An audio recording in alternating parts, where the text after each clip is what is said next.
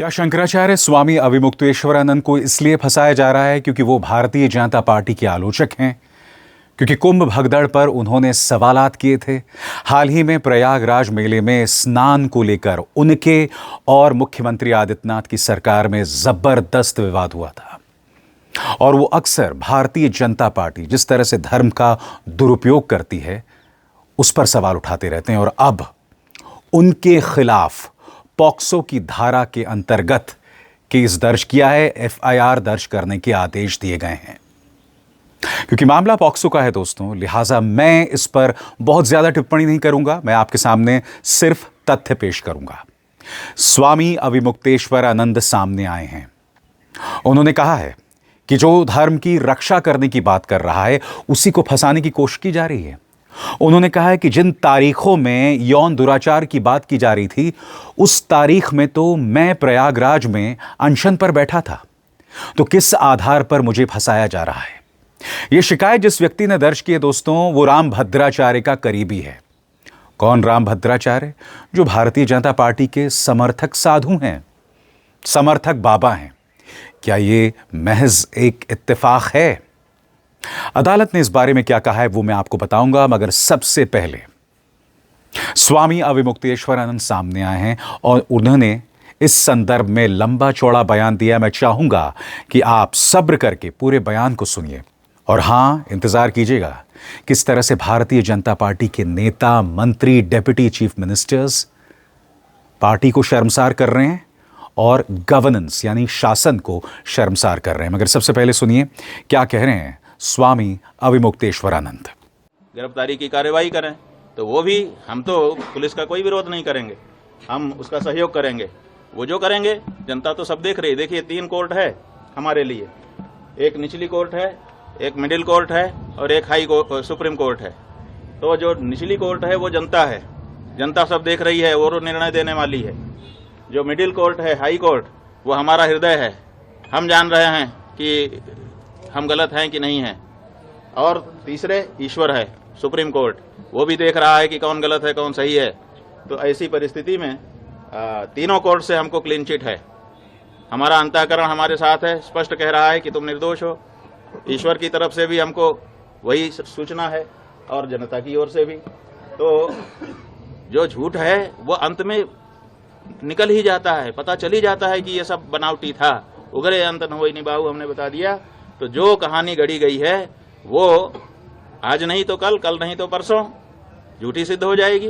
महाराज जी आपने कहा कि आपको यूपी पुलिस के जांच पर भरोसा नहीं है, किस एजेंसी के जांच पर आपको भरोसा है?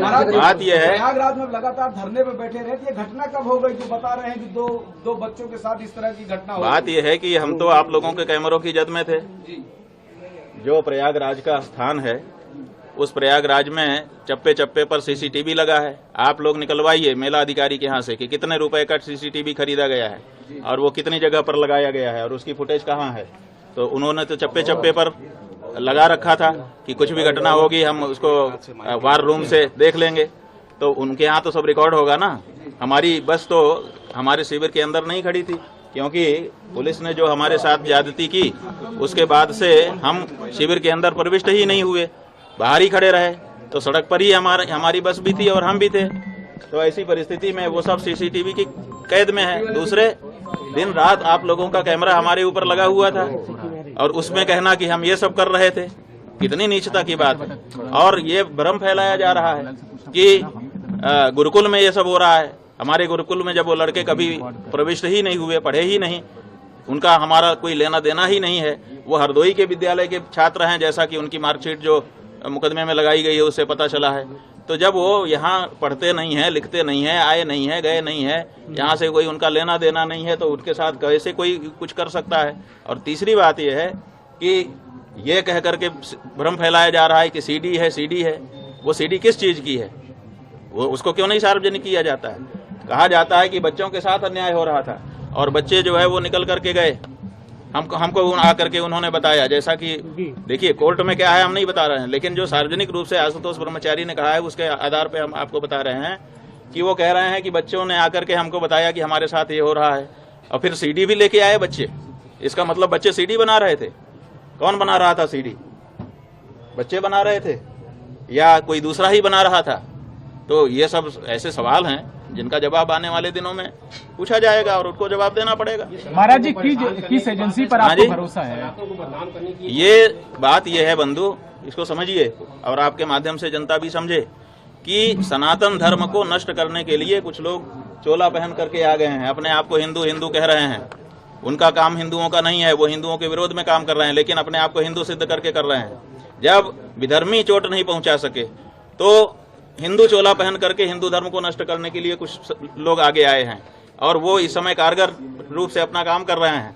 एक शंकराचार्य नाम की संस्था है, 4 शंकराचार्य जो देश में हैं, वही सत्य सनातन धर्म की बात इस समय कह रहे हैं। अब इनके मन में है कि अब हमने सबको अपने वश में कर लिया, अब शंकराचार्यों पर बस में कर लें। अब शंकराचार्य बस में आएंगे नहीं, क्योंकि वो तो सत्य सनातन धर्म की बात करेंगे।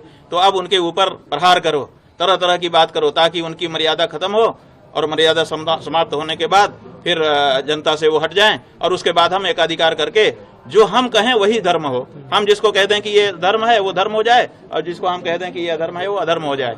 तो ये जो प्रक्रिया चल रही है उसी के अंतर्गत जैसे हम गौ हत्या बंदी की मांग उठा रहे हैं। अब बहुत सारे महात्मा है जो कह रहे हैं कि हम सत्ता के साथ हैं। अरे भाई, सत्ता के साथ रहो, कौन मना करता है? लेकिन जो गौ हत्या को समर्थन देने वाली सत्ता है, जिस सत्ता के समय में गौ हत्या बढ़ रही है, जिस समय गायों की संख्या घट रही है, जिस समय बीफ का निर्यात बढ़ रहा है, उस समय तो उनसे सवाल पूछो तो वो नहीं पूछ पा रहे हैं। वो कहते हैं हम इनके साथ हैं, वो ठीक हैं, उनके लिए सारी सुविधा है। और जो शंकराचार्य कह दे कि गौ हत्या बंद हो, ये गलत हो रहा है, इसको ठीक करिए, उसके ऊपर इस तरह का लांछन और प्रहार किया जाए, ये हो रहा है। स्वामी जी, एक छोटी सी ये हमारे अभिमुक्तेश्वरानंद के ऊपर प्रहार नहीं है, ये शंकराचार्य नाम की उस संस्था के ऊपर प्रहार है, जिस संस्था के द्वारा सनातन धर्म आज भी सुरक्षित है।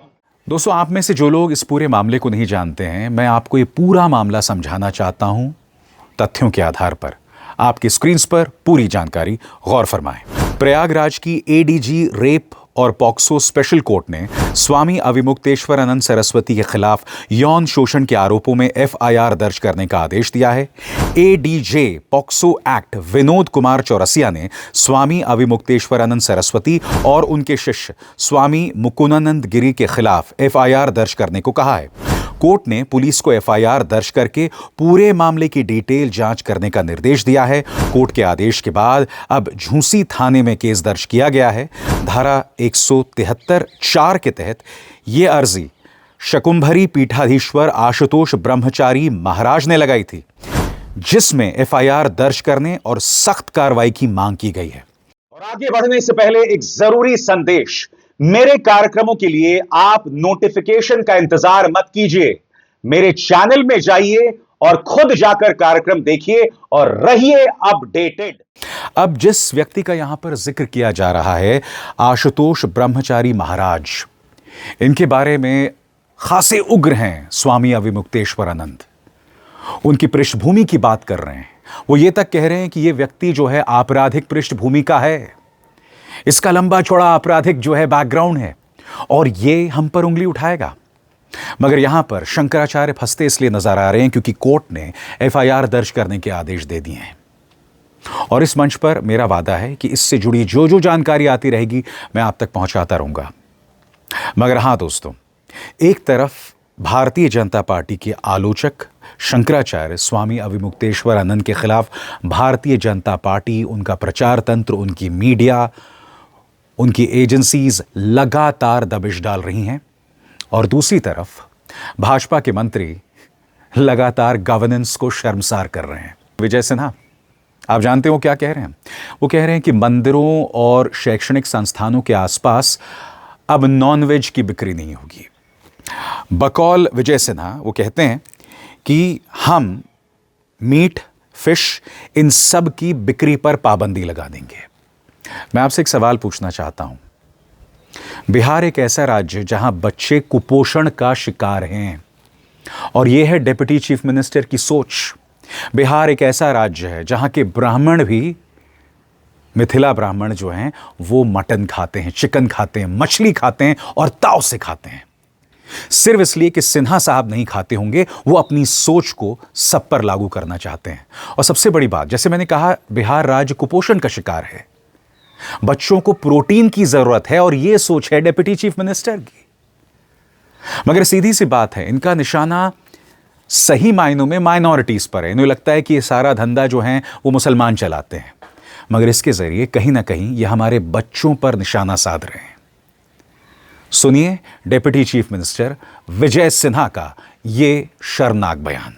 हमने नगर विकास विभाग के अंदर बैठक कर और जन कल्याण संवाद के तहत बुद्धिजीवियों के साथ बैठक में जो विषय आया था उसको गंभीरता से लिया कि स्वास्थ्य के दृष्टिकोण से, सामाजिक सौहार्द के लिए और बच्चों के हिंसक प्रवृत्ति रोकने के लिए हम शैक्षणिक संस्था के निकट, धार्मिक संस्था के निकट और खुले में भीड़ भाड़ के जगह पर इस तरह के खुला मांस मछली की बिक्री कहीं न कहीं मेरे पवित्र भावनाओं को प्रदूषित करता है।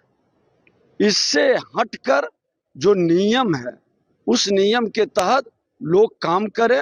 हमको खान पान से आपत्ति नहीं, लेकिन सामाजिक सौहार्द और पवित्रता की भावनाओं को चोट न पहुंचे, किसी की भावना को ठेस न लगे और प्रदूषित सामान लोगों के स्वास्थ्य को खराब न करे, इस चिंता से हमने इस तरह के वातावरण को सख्ती के साथ नियम के तहत लोग पालन करें और नहीं करेंगे तो उस पर कार्रवाई भी होगी। मैं आपसे पूछना चाहता हूं दोस्तों, इसके पीछे कौन सी वैज्ञानिक सोच है? ये कौन सी वैज्ञानिक सोच है कि अगर आप नॉनवेज नहीं खाएंगे तो आप जो हैं कम हिंसक हो जाएंगे? मैं आपको ढेरों मिसाल बता सकता हूं जहां शाकाहारी लोग जो हैं वो हिंसा कर रहे हैं। मैं आपको ढेरों मिसाल बता सकता हूं जहां लोगों का शाकाहार में विश्वास है और उन्होंने नरसंहार किए हैं, बड़े पैमाने पर नरसंहार किए हैं, व्यापक पैमाने पर नरसंहार किए हैं। ढेरों मिसाल बता सकता हूं, मगर मैं उस विवाद में घुसना नहीं चाहता हूं। मैं फिर आपसे पूछना चाहता हूं, ये बात जो विजय सिन्हा कह रहे हैं इसमें क्या वैज्ञानिक तथ्य है? और सबसे बड़ी बात, आप में और हम में से कई लोग इस बहकावे में भी आ जाएंगे, क्योंकि आप में और हम में से कई लोग इस कदर ब्रेन वॉश्ड हो गए हैं कि इस वाहियात सोच को, इस पूरी तरह से अनसाइंटिफिक सोच को जिसे बढ़ावा दे रहे हैं खुद डिप्टी चीफ मिनिस्टर, उससे मुतमईन, उससे इत्तेफाक रखेंगे, सहमति जतलाएंगे। मैं फिर स्पष्ट कर दूं, आप शाकाहारी हो सकते हैं, मगर इसका मतलब ये नहीं कि इस देश की जनता, इस देश की 80% जनता जो नॉन वेजिटेरियन खाती है, आप उस पर अपनी सोच लागू करें। सबसे बड़ी बात, भारतीय जनता पार्टी के दोहरे मापदंड हर तरफ दिखाई देते हैं। मैं नहीं भूला हूं, इनके प्रवक्ता हैं सुधांशु त्रिवेदी, उनसे पूछा गया था, भाई नॉर्थ ईस्ट में तो बीफ बाकायदा यानी गाय कटती है और बीफ भी बटता है वहां पर। गोवा के अंदर गौमांस बिकता है, बीफ बिकता है। केरल में इनके एक नेता ने कहा था कि अगर हम सत्ता में आ गए केरला में तो हम बेहतरीन क्वालिटी का बीफ देंगे। यानी कि उत्तर प्रदेश और मध्य प्रदेश में गाय हमारी माता है और गोवा, नॉर्थ ईस्ट, केरल में परवाह ही नहीं है। और ये सुधांशु त्रिवेदी ने क्या कहा था कि नॉर्थ ईस्ट में जो गाय है वो हमारी माता नहीं है, वो मिथुन गाय है। यानी कि गाय जो हमारी माता है उससे भी तुम खांचों में बांट दो। हिंदू मुस्लिम समझ आता है, अगड़ी जाति पिछड़ी जाति में बंटवारा पैदा करना वो भी समझ आता है, अब गायों में भी ये लोग बंटवारा पैदा कर रहे हैं। इनकी इस तरह से कुत्सित और घटिया वाहियात सोच है। और ये इकलौती मिसाल नहीं है, विजय सिन्हा मैंने आपको बता दिया। अब सुनिए बहादुर सिंह कोहली, इनका बयान मैं आपको पहले सुना चुका हूं। बजट पेश होता है राजस्थान के अंदर और आप जानते हैं क्या कहते हैं कि राजस्थान के मुख्यमंत्री ने जो बजट पेश किया है ना, वो घर में बेटा पैदा होने के समान है। और जब अशोक गहलोत ने बजट पैदा किया था तो वो बेटी पैदा होने समान था। इससे ज्यादा शर्मनाक, वाहियात और घटिया बयान क्या हो सकता है? और यह बयान विधानसभा के अंदर दिया गया। अगर आप भूल गए हो तो मैं आपको याद दिला देना चाहता हूं। सुनिए भाजपा के एक और एम्बैरसिंग नेता, सुना जाए। हमारे माननीय भजनलाल शर्मा जी ने, हमारी सरकार ने पहले ही बजट में छोरा पैदा किया। दूसरा भी फिर दूसरे बजट में भी छोरा पैदा किया और तीसरे बजट में भी छोरा पैदा किया। जो जवानी में छोरा पैदा करता है वो हमेशा काम में आता है, हमेशा काम में आता है। और अशोक गहलोत जी ने, माननीय मुख्यमंत्री थे, उन्होंने लास्ट के बजट में घोषणा की तो वहां छोरी पैदा हुई मगर छोरा पैदा नहीं हुआ। तो इसलिए आप विपक्ष में बैठे हुए हैं, इसलिए विपक्ष में बैठे हुए हैं आप। जाओ। और बात यहां नहीं रुकती है। इनके एक और नेता हैं, राजस्थान के शिक्षा मंत्री हैं। कोई आम मंत्री नहीं है, शिक्षा मंत्री हैं। अब मैं आपको सुनाना चाहता हूं ये क्या कह रहे हैं। आपको विश्वास नहीं होगा मगर सुनिए। वो कहते हैं कि गाय का दूध पीने वाला जो बच्चा होता है वो ज़्यादा बुद्धिमान होता है और भैंस का दूध पीने वाला बच्चा बुद्धि से भ्रष्ट होता है। मैं मजाक नहीं कर रहा हूं। गाय और भैंस के दूध का फर्क इस तरह से बता रहे हैं, एक की बुद्धि भ्रष्ट, एक बुद्धिमान। मैं फिर आपसे पूछना चाहता हूं, ये कौन सी वैज्ञानिक सोच है? हो सकता है कि दूध की गुणवत्ता में फर्क हो, क्वालिटी में फर्क हो। एक दूध ज़्यादा फैट संपन्न हो, दूसरा दूध उसमें फैट की कमी हो। और आप जानते हैं बच्चों को फैट की भी ज़रूरत है, प्रोटीन की भी ज़रूरत है। राजस्थान के एक और नगीने और शॉकिंग बात, ये शिक्षा मंत्री हैं। सुना जाए। गाय का, गोमाता का दूध पीने वाला बच्चा विद्वान होता है, बुद्धिमान होता है, और भैंस का बच्चा थोड़ा माइंड से फश होता है।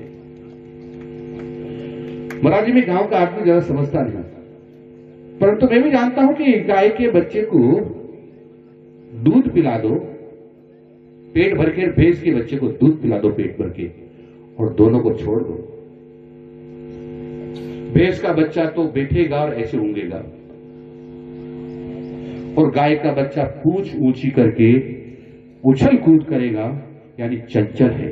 यानी हमारे बच्चों को चंचल बनाना है तो गाय का दूध पिलाओ, और हमारे बच्चों को ऊँगड़ियां बनाना है तो भैंस का दूध पिलाओ। तो देखा आपने, एक डिप्टी चीफ मिनिस्टर कह रहे हैं कि साहब मटन, मछली, मीट, इन सब की बिक्री हम बंद कर देंगे शैक्षणिक संस्थानों के आसपास, मंदिरों के आसपास। और एक कह रहे हैं कि साहब भैंस का दूध मत पीजिए। कम से कम इशारा तो उन्होंने यही कर दिया है। मैं फिर आपसे पूछना चाहता हूं, ये लोग जो तमाम बातें कर रहे हैं, इसकी क्या वैज्ञानिक सोच है? और फिर प्रधानमंत्री मंच पर खड़े होकर क्या बोलते हैं कि ये लोग देश को बदनाम कर रहे हैं, कांग्रेस देश को बदनाम कर रही है। आप मुझे बताइए ना प्रधानमंत्री, आपके जो मंत्री हैं यहां पर क्या दिखाई दे रहा है? शंकराचार्य के खिलाफ पॉक्सो के अंतर्गत मामला दर्ज किया जाता है। सरकार पूरी मुस्तैद दिखाई देती है क्योंकि वो आपके आलोचक हैं। और फिर आपके मंत्री, नेता रोज, ये पिछले 24 घंटे के बयान है जो मैंने आपको तीनों चारों बयान सुनाए। पिछले 24 घंटों में सारा खेल हो रहा है। हर गुजरते दिन के साथ इनके नेता, इनके मंत्री, इनके डिप्टी चीफ मिनिस्टर्स, इनके चीफ मिनिस्टर्स इसी तरह से शर्मसार कर रहे हैं। क्योंकि आपको याद होगा किस तरह से जेफरी एप्स्टीन में, जिसका नाम था बिल गेट्स, उसका स्वागत कैसे किया था आंध्र प्रदेश के मुख्यमंत्री चंद्रबाबू नायडू ने। इनके एक और मंत्री थे लोकेश नारा, जिन्होंने अमरावती में उनका स्वागत किया था, मानो न जाने कौन सी महान हस्ती आ गई हो। मगर जैसे मैंने कहा, मीडिया इन्हें कभी कटघरे में नहीं रखेगा। दोहरे मापदंड साफ तौर पर दिखाई देते हैं, और इससे ज्यादा शर्मनाक बात कुछ नहीं हो सकती। अविसार शर्मा को दीजिए इजाजत। नमस्कार।